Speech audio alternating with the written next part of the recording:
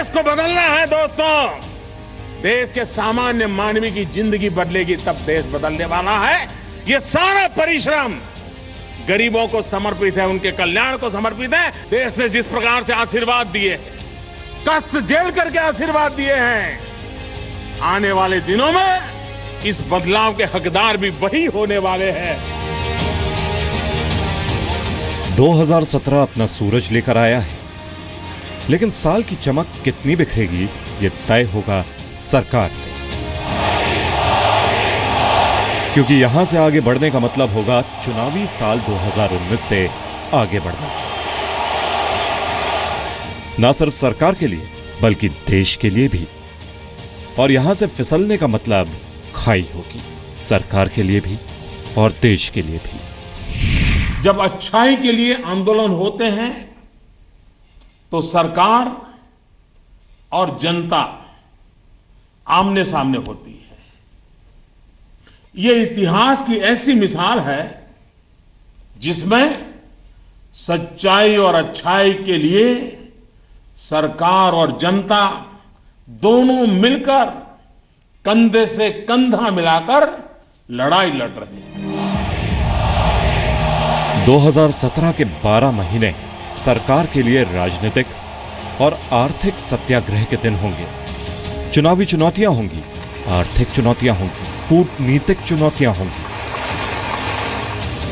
महात्मा गांधी के नेतृत्व में चंपारण में पहली बार सत्याग्रह का आंदोलन आरंभ हुआ था।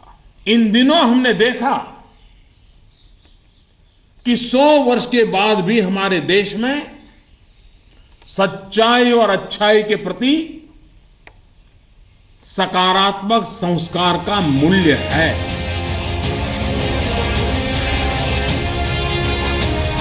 – 2017 में जो मौका है वो 2018 में नहीं मिलेगा, क्योंकि तब वक्त नहीं होगा। 2017 में कुछ ऐसी राजनीतिक घटनाएं भी होनी है जो आने वाले कई साल की पटकथा लिख सकेंगी। तो क्या 2017 होगा मोदी न्यू ईयर? नमस्कार, आपके साथ मैं हूं विद्यानाथ झा। 2017 का साल सरकार के लिए कैसा होगा, ये वो सवाल है जो हर किसी के मन में है। लेकिन हम आपको बताने जा रहे हैं कि ये साल ऐसा है जिसे जीता तो समझे सरकार सब जीत जाएगी। दरअसल मोदी सरकार के कार्यकाल में ये वो साल है जो एक तरह से कहें तो सबसे ज्यादा चुनौतियों से भरा हुआ है और सबसे ज्यादा अवसरों वाला भी है।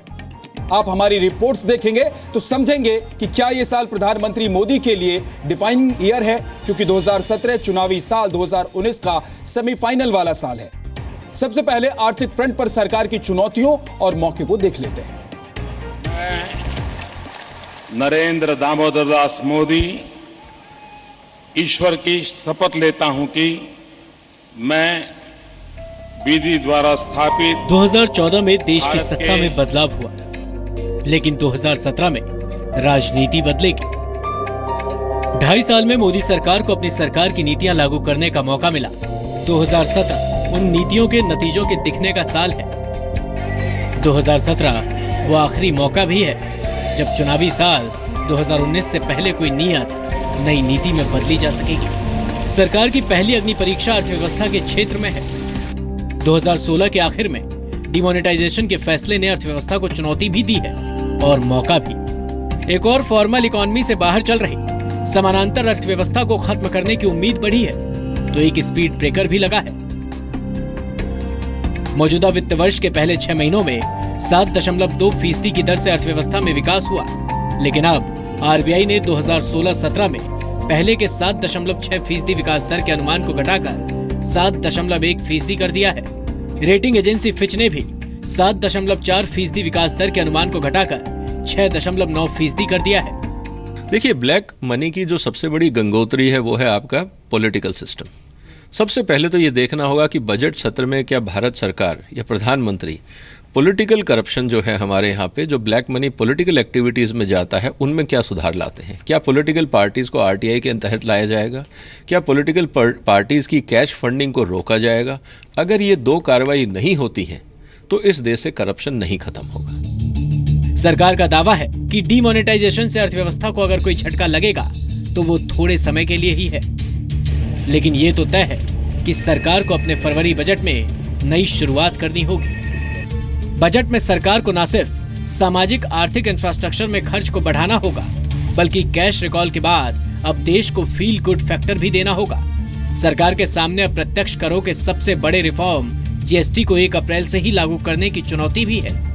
अब ये देखना है कि जो डिमोनेटाइजेशन के बाद जो भारत सरकार ने नए संसाधन जुटाने की जो कोशिश करी है वो किस तरह से डिप्लॉय होगी, किस तरह से एफिशिएंसी इंप्रूव होगी, किस तरह से हमारे प्रोसीजर्स और सिस्टम सुधरेंगे ताकि वेस्टेज कम हो और जो टाइम लगता है इस देश में कार्रवाई होने में वो टाइम कम लगे। ये सब चीज़ें 2017 में बहुत कुछ सामने आएगा, ये सब देखना पड़ेगा। 2014 में जब मोदी सरकार आई थी तो अंतर्राष्ट्रीय कच्चे तेल की कीमतें 30 महीने के सबसे निचले स्तर पर थी। दूसरी कमोडिटीज के दाम भी घट रहे थे। सरकार ने तुरंत डीजल के दाम को अंतर्राष्ट्रीय कीमतों से जोड़ने में सफलता हासिल कर ली।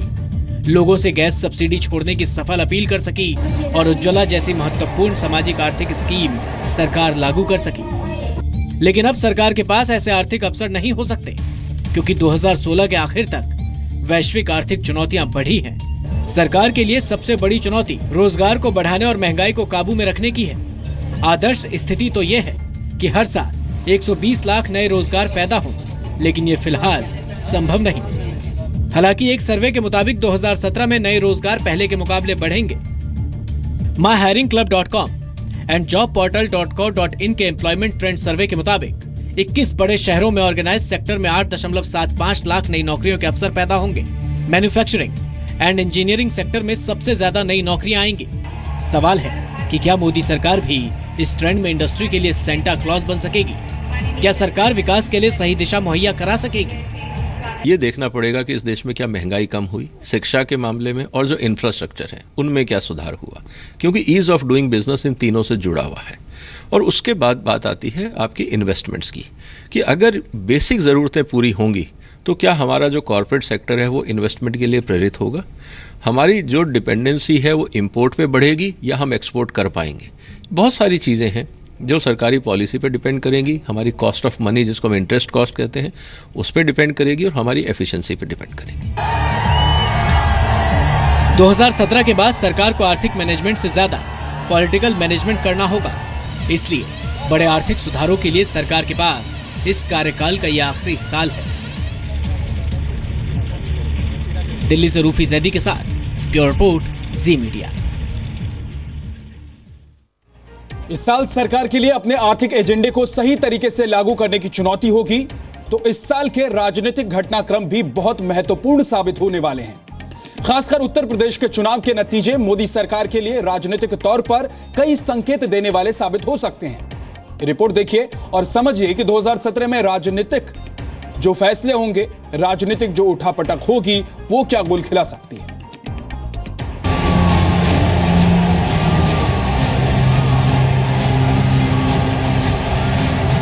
उत्तर प्रदेश सिर्फ एक सूबा नहीं, देश की राजनीति का बैरोमीटर भी है। और उत्तर प्रदेश अब से कुछ हफ्तों में अपनी नई सरकार चुनने के लिए वोट करने वाला है। जाहिर है, उत्तर प्रदेश के नतीजे ये संकेत देंगे कि 2019 के चुनावी साल में देश किस ओर खड़ा हो सकता है।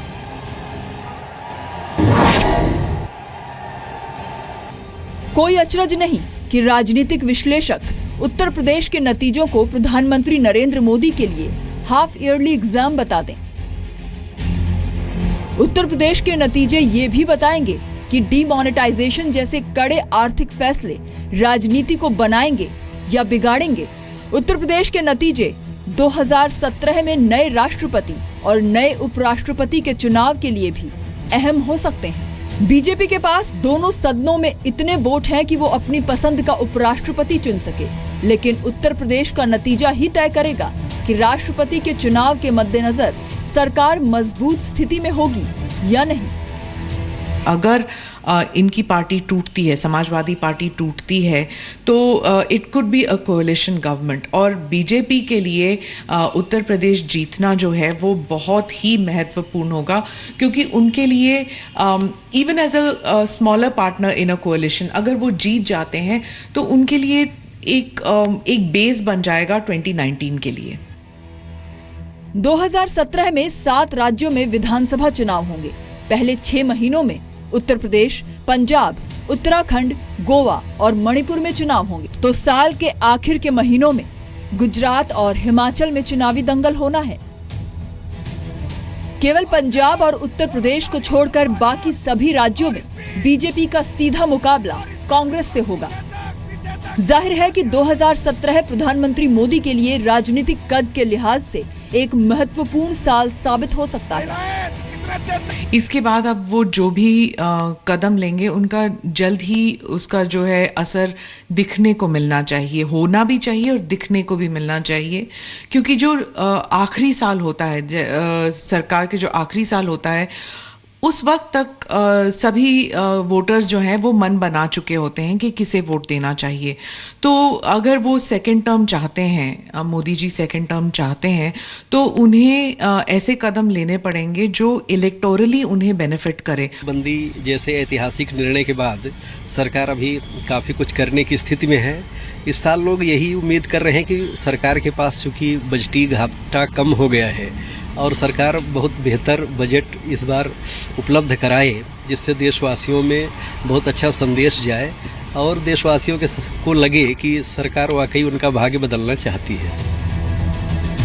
डिमोनेटाइजेशन के बाद विपक्ष ने मोदी सरकार के खिलाफ सीधी लड़ाई छेड़ी है। सिर्फ जेडीयू और बीजू जनता दल ने डिमोनेटाइजेशन पर सरकार को राहत दी। बाकी पूरे विपक्ष का तेवर ये है कि वो मोदी सरकार के कार्यकाल में सबसे ज्यादा उग्र दिख रहा है।